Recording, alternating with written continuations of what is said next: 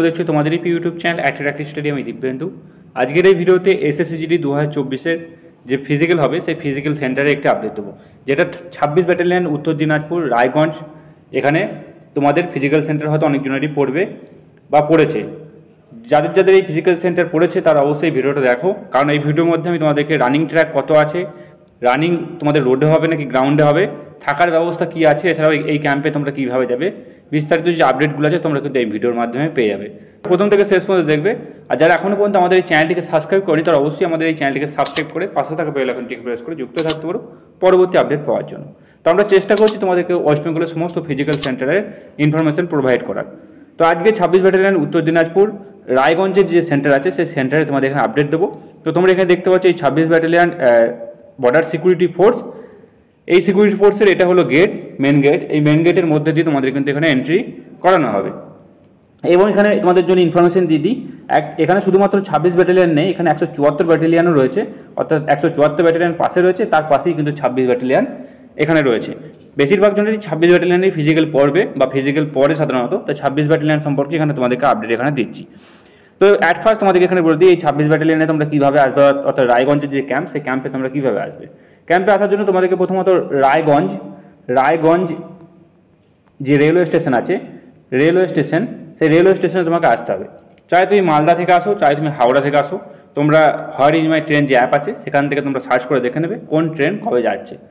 এবং এই রায়গঞ্জ স্টেশনে নামার পর রায়গঞ্জ থেকে তোমাকে বললেই হবে যে 26 ব্যাটালিয়ন বিএসএফ ক্যাম্প যাবো, তাহলেই তোমাকে টোটো বা অটোতে করে তোমাকে কিন্তু এখানে নিয়ে চলে আসবে রায়গঞ্জ বিএসএফ ক্যাম্পে। এবার বলে দিই এই যে টোটোর ডিস্টেন্সটা মাত্র 8 কিলোমিটার মতো সামথিং। অর্থাৎ এখানে ভাড়া তোমাদের লাগবে 20 টাকা ম্যাক্সিমাম, এর বেশি কিন্তু ভাড়া তোমরা দেবে না। যদি রিজার্ভ করে যাও তাহলে 150 টাকা ভাড়া লাগবে, অর্থাৎ তুমি যদি একা টোটোর মধ্যে যাও তাহলে 150 টাকা, আর যদি টোটো শেয়ার করে যাও তাহলে কিন্তু 20 টাকা মতো এখানে কিন্তু তোমাদের ভাড়া এখানে লাগবে এই ক্যাম্পে আসার জন্য। এবার বলে এই ক্যাম্পে আসার পর তোমাদের থাকার জায়গা পাবে নাকি। তো এখানে যেরকম আগে প্রিভিয়াস ভিডিওতে আমরা দেখেছি, সব জায়গায় আশেপাশের লোকাল যে লোকেরা আছে সেই লোকেরা থাকার জন্য 100, 150, 200 টাকার মধ্যে যেরকম যাদের রুম হয় সেই রকম রুম তোমরা পেয়ে যাবে। অর্থাৎ আশেপাশে একটু খোঁজ খবর করলে 100 থেকে 200 মিটার 300 মিটারে আশেপাশে ডান দিক বাঁ দিকে তোমরা কিন্তু থাকার জায়গা অনেক পেয়ে যাবে। তাই তোমরা নিজেরা দেখে নেবে কোথায় থাকবে। এবার বলি তোমাদের যে ক্যাম্প, এই ক্যাম্পের রানিং ট্র্যাক কত আছে। এই ক্যাম্পের যে রানিং ট্র্যাক 1150 মিটারের রানিং ট্র্যাক কিন্তু রয়েছে। তো এই যে রানিং ট্র্যাকটা কোনোরূপ কিন্তু গ্রাউন্ড নয়, এটা একদম একটা পিচের যে রোড। এখানে তোমাদের জন্য বলে দিই 26 ব্যাটালিয়নে যাতে ফিজিক্যাল পড়েছে তোমরা আমি প্রেফার করবো যে শু পরে প্র্যাকটিস করা, কারণ আজকে আমি যা শুনলাম এখানে যে রোডের কন্ডিশনটা খুব একটা কিন্তু ভালো নেই। তো সেই কারণে আমি তোমাদেরকে বলবো 26 ব্যাটালিয়নে যারা ফিজিক্যাল পড়েছে তারা অবশ্যই শু ইউজ করো, অর্থাৎ শু পরেই তোমরা রানিং করো। শু পরে রানিং করলে এর মুখ কিছু কিন্তু ফারাক হয় না টাইমিংয়ের। আর যারা একদমই শু পরে রানিং করতে চাইছো না তাদেরকে প্রেফার করবো যে ফুটবল খেলার যে অ্যাংলেট হয় সেই অ্যাংলেট পরে তোমরা রানিং করবে এখানে, তবে কিন্তু তোমাদের পা কিন্তু ইনজুরি হবে না, বা এইগুলো না খালি পায়ে রানিং করলে পায়ে কিন্তু ইনজুরি হতে পারে এবং ফিজিক্যালি তুমি কিন্তু ফেল করতে পারো।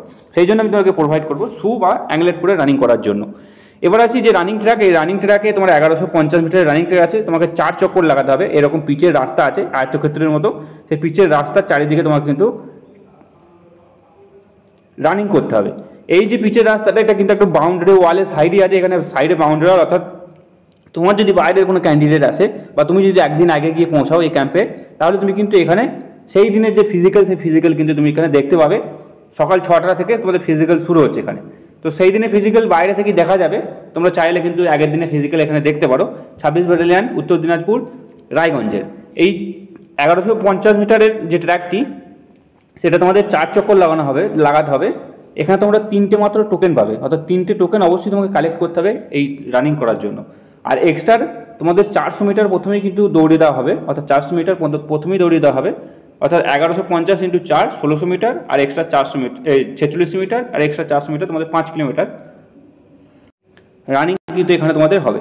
3টে টোকেন কালেক্ট করবে, অবশ্যই টোকেন যেন হারাবে না, কারণ টোকেন হারালে তোমাকে কিন্তু ডিসকোয়ালিফাই করবে।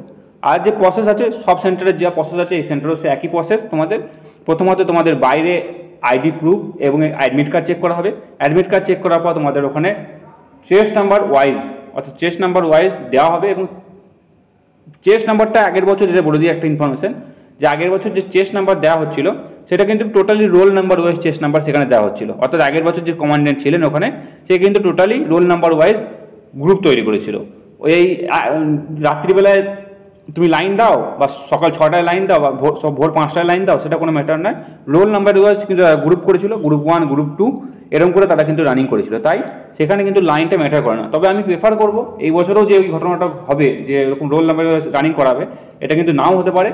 প্রেফার করবো সময় গিয়ে, অর্থাৎ 4টের আগে গিয়ে তোমরা কিন্তু অবশ্যই এখানে লাইন দিয়ে দেবে। সকাল 6টা থেকে এখানে রানিং শুরু হচ্ছে।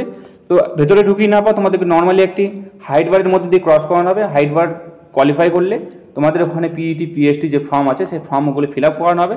ফিল আপ করানোর পর তোমাদেরকে নিয়ে যাওয়া হবে গ্রাউন্ডে রানিং করানোর জন্য। এবার রানিং কমপ্লিট হওয়ার পর তোমাদের হাইট ওয়েট চেস্ট মেজারমেন্ট করা হবে। হাইট ওয়েট চেস্ট মেজারমেন্টের পর ডিভি হবে।